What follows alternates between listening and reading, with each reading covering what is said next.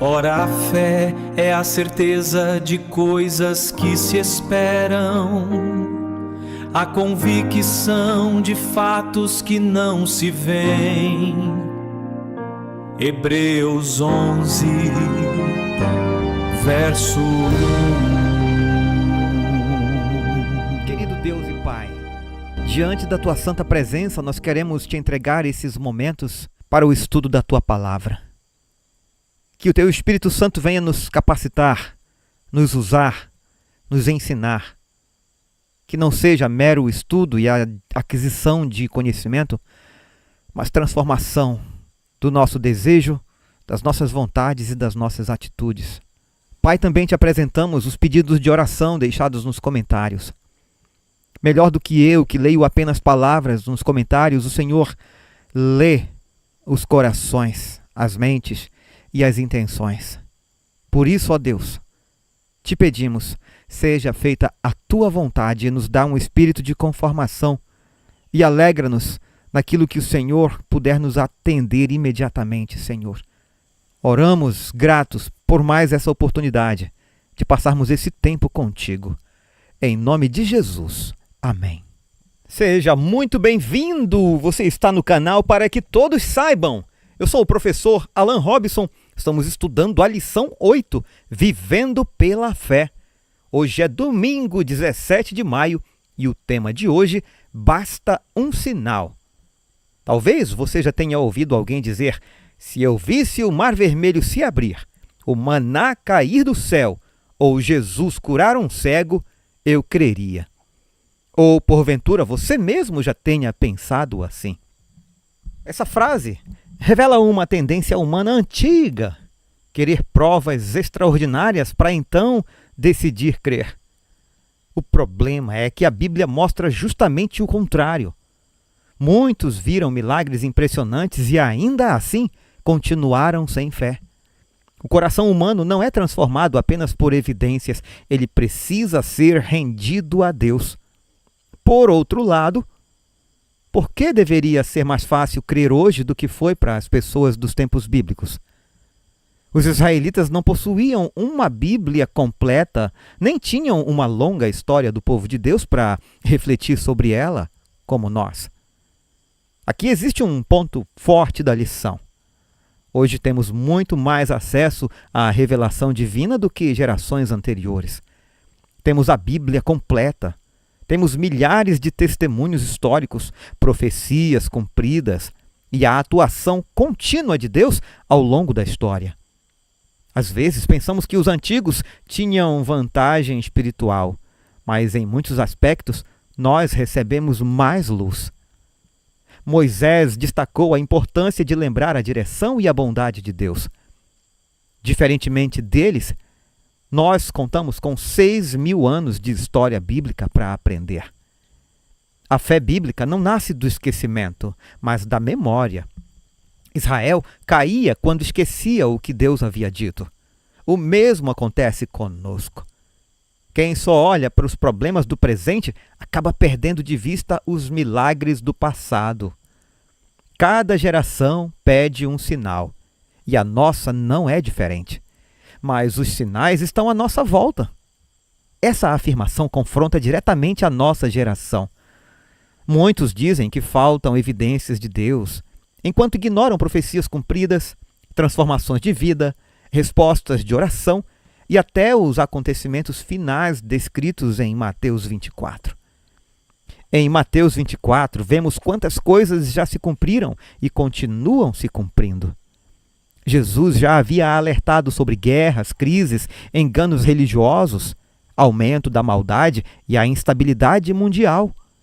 O objetivo dessas profecias não é causar medo, mas fortalecer a confiança de que Deus continua no controle da história. A pergunta para hoje, mesmo na época de Jesus, alguns pediam um sinal de que ele era de fato o Filho de Deus, embora muitos sinais já tivessem sido dados. Como Jesus respondeu? Vamos ler Marcos capítulo 8, versos 11 e 12. Os fariseus chegaram e começaram a discutir com Jesus. E, tentando-o, pediram-lhe um sinal vindo do céu.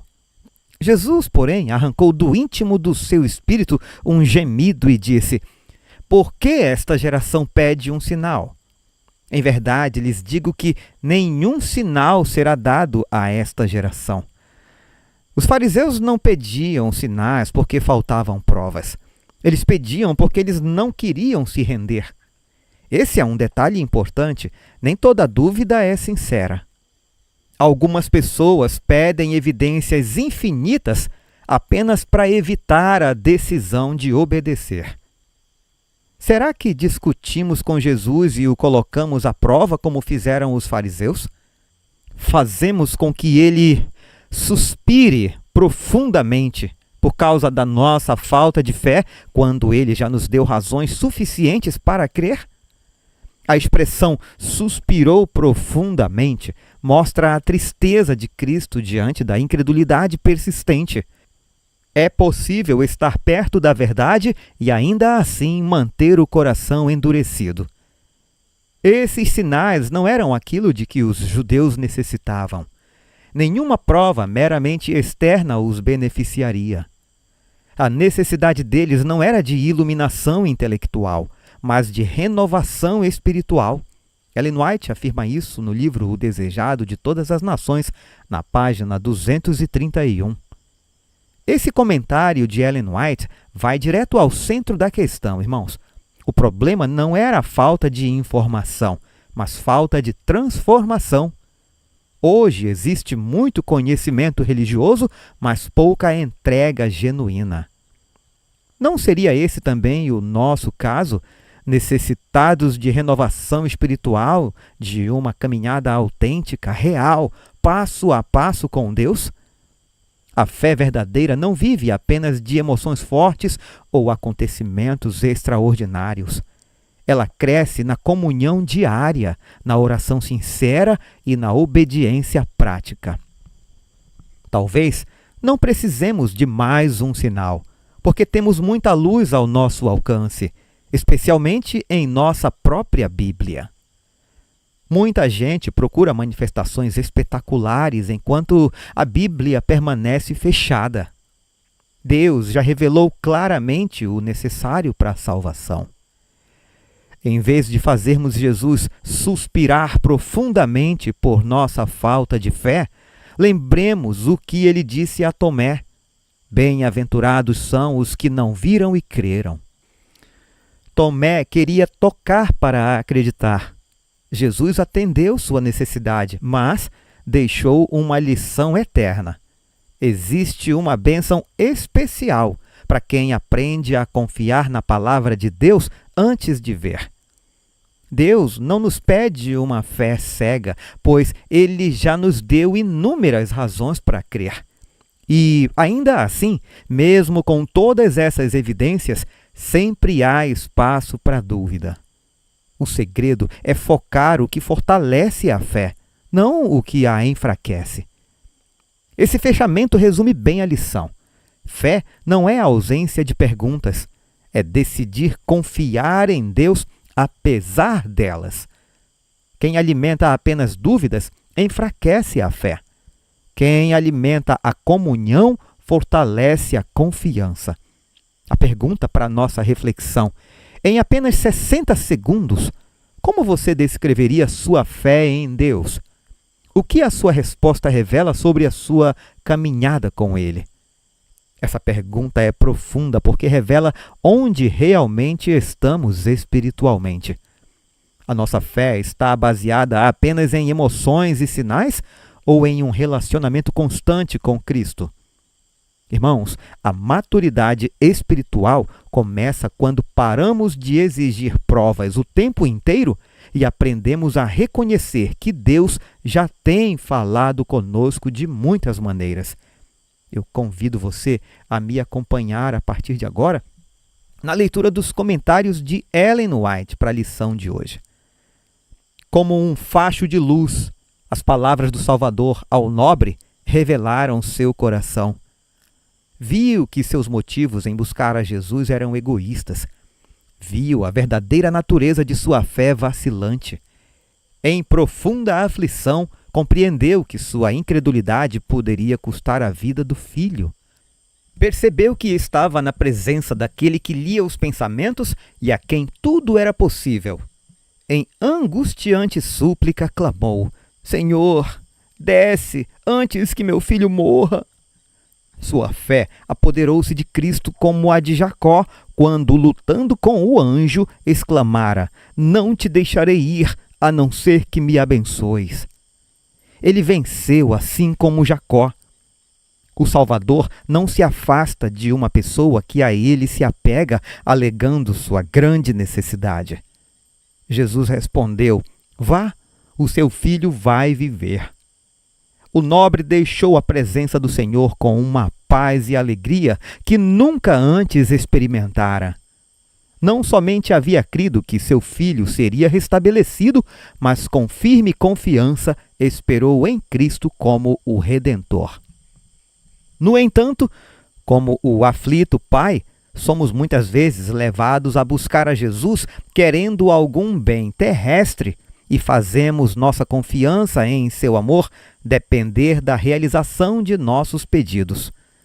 O Salvador deseja nos dar uma bênção superior àquela que lhe pedimos. Ele atrasa o atendimento de nossos pedidos para nos mostrar o mal que existe em nosso coração e nossa profunda necessidade de sua graça. Deseja que renunciemos ao egoísmo que nos leva a buscá-lo. Confessando nosso desamparo e necessidade, devemos confiar nossa vida inteiramente ao seu amor. O nobre queria ver atendida sua oração antes de crer. Entretanto, teve de aceitar a palavra de Jesus de que seu pedido fora atendido e a bênção concedida. Nós também devemos aprender essa lição. Acha-se mesmo diante de nós o dia em que Satanás apresentará numerosos milagres para confirmar a fé de todos quantos andam em busca dessa espécie de prova. Quão terrível será a situação dos que fecham os olhos à luz da verdade e pedem milagres para os firmar no engano. O inimigo está se preparando para enganar o mundo inteiro por seu poder operador de milagres. Ele se apresentará como os anjos de luz e personificará Jesus Cristo. Ao ampliar seu poder, ele há de realizar verdadeiros milagres. Dizem as Escrituras: ele seduz aqueles que habitam sobre a terra por causa dos sinais que lhe foi permitido realizar. Não meramente os que ele pretende fazer. Esse texto apresenta alguma coisa mais que simples ilusionismo. Há, porém, um limite além do qual Satanás não pode ir. E aí ele chama em seu auxílio o engano e falsifica a obra que não tem realmente o poder de efetuar. Nos últimos dias, ele se apresentará de tal maneira que faça os homens crerem que ele é Cristo, vindo pela segunda vez ao mundo. Ele se transformará, na verdade, em anjo de luz. Maranata, 18 de julho. Chegamos ao final do estudo de hoje, lembrando de uma verdade importante. Deus não abandonou seus filhos à escuridão. Ele continua deixando sinais do seu amor, da sua direção e do cumprimento da sua palavra. A grande questão não é se Deus está falando, mas se estamos dispostos a ouvir e confiar. Que nesta semana a nossa fé não dependa apenas do que vemos, mas da certeza de que o Senhor continua conduzindo cada detalhe da nossa caminhada. Mesmo em meio às dúvidas e desafios, podemos descansar na fidelidade de Deus. Muito obrigado pelo carinho, pelas orações e também pelo apoio financeiro dedicado a este ministério. Cada ajuda tem sido uma ferramenta importante para que esta mensagem continue alcançando mais vidas diariamente. Que Deus multiplique bênçãos sobre a sua casa, sua família e tudo aquilo que estiver em suas mãos. Desejo que você tenha uma semana abençoada, cheia da presença de Deus, esperança e fortalecimento espiritual. Até amanhã, um forte abraço, fiquemos todos com Jesus. Ora, a fé é a certeza de coisas que se esperam, a convicção de fatos que não se veem. Hebreus 11, verso 1.